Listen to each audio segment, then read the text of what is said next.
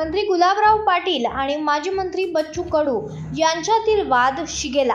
जळगावात शेतकऱ्यांच्या प्रश्नावरून सुरू असलेल्या राजकीय संघर्षामध्ये आता पालकमंत्री गुलाबराव पाटील आणि शेतकरी नेते बच्चू कडू यांच्यातील वाद शिगेला पोहोचला आहे। बच्चू कडू यांनी केलेल्या आंदोलनानंतर गुलाबराव पाटील यांच्या निवासस्थानी पुढील आंदोलन करण्याचा इशारा दिला होता। यावर पालकमंत्री पाटील यांनी शुक्रवारी धरणगाव येथील एका कार्यक्रमात बच्चू कडूंना थेट आवाहन दिलं। तुम्ही मुद्दा काढला तो एकदम बरोबर काढला। काही लोक आहे ना चमको आहे, ते त्यांना माहिती होतं 28 तारखेला हे डिक्लेअर करणार आहे आपण कृषी अधिकारी आणि कलेक्टरच्या मीटिंग मध्ये। तर त्यांनी तो मोर्चा बरोबर त्या आम्हाला काढला, म्हणजे कसं हाड्याचं बस दंड चमूडणं। अरे बाबा उन्मेष दादा, तू 5 वर्ष खासदार होता, ती बोंब पडली तुझी रे, कुठे चाला नाही बाबा तू। आता काय शेतकरी सांगतोय मोर्चे पिरचे, तो तुमचा धंदा नाही, तो आम्हाला धंदा आहे, आमचा धंदा आहे। आम्ही शिंगाडे काढत 10-20 लोक आहेत तो। बच्चू भाऊ म्हणले की गुलाबराव पाटलाच्या घरी मोर्चाकडे तू येणार काका, पाहिजे इथं देख तू ही जाव एक सगळा गावमा। हे विनाकारण चुकीच्या गोष्टी करणं मला पटत नाही। माझं म्हणणं कसं आहे की शेवटची आमची फायनल मीटिंग झाली आहे, किती मंडळ झालेले हे आम्हाला माहित आहे, पण विनाकारण क्रेडिट घ्यायचं। आमचे खासदार निष्क्रिय आहे, आमचे मंत्री निष्क्रिय आहे, आमचे आमदार निष्क्रिय आहे, अशा पद्धतीने वल्गना करायची।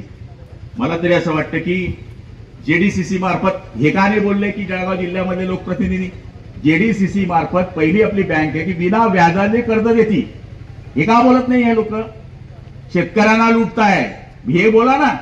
मी भाऊसाहेबांना हे सांगणार आहे, ते आज कार्यक्रमाला नाही आहे, की पहिली आपली जिल्हा मध्यवर्ती बँक आहे की जी बँक शेतकऱ्याला माझ्या माहितीप्रमाणे 3 लाखाला बिना व्याजाने पैसे देते, 0 व्याज। आणि तुम्ही शेतकऱ्याची काळजी करत नाही, आणि आम्ही महायुतीची लोक शेतकऱ्याची जी काळजी घेतात ती तुम्ही काळजी घेत नाही। आणि मला तरी असं वाटतं की आपल्या कार्यकर्त्यांनी बोलतं चालतं माहीत झाला पाहिजे, आपण हे बोललं पाहिजे। आपण बोलत नाही, कोणीतरी काही येऊन बोलून जातो, टिपकी मारून चालला जातो। त्यामुळे जे चालतंय ते चालतंय। काल मी ज्या एरियामध्ये गेलो, पाचोरा, मुक्ताईनगर, आम्ही जवळपास 25 गावं काल सकाळी 8 वाजेपासून रात्री 10 वाजेपर्यंत फिरलो। काही तुम्ही पण आज जाताय, इतकं भयानक नुकसान आहे। तर तिथे काही सर्कलमध्ये ओळे दुष्काळ व्हावे, आमच्या एरियामध्ये पण ती स्थिती आहे, आमच्या एरियामध्ये पण ती स्थिती आहे। तर तुम्हाला पण आणि मला पण लोकसभेच्या या मतदारसंघामध्ये जिथे जिथे जे सर्कल डॅमेज झाले आहे। गुलाबराव पाटील यांनी दिलेल्या या आव्हानाला प्रहार संघटनेचे अध्यक्ष बच्चू कडू यांनी देखील प्रत्युत्तर दिले। बच्चू कडू यांनी मंत्री गुलाबराव पाटील यांचं आव्हान स्वीकारत म्हटलंय की आम्ही येऊ तुमच्या घरी, 5 तारखेला मी जळगावमध्ये आहे, पाहू, असं प्रत्युत्तर दिलं आहे। या दोन्ही नेत्यांमधील शाब्दिक युद्धामुळे जळगाव जिल्ह्यातील राजकारण चांगलंच तापलं आहे। गुलाबरावचं प्रेम कमळावर वाढलेलं आहे। मला वाटतं एवढा चांगला गुलाब सोडून तुम्ही कमळाच्या पाठीला लागले गुलाबराव।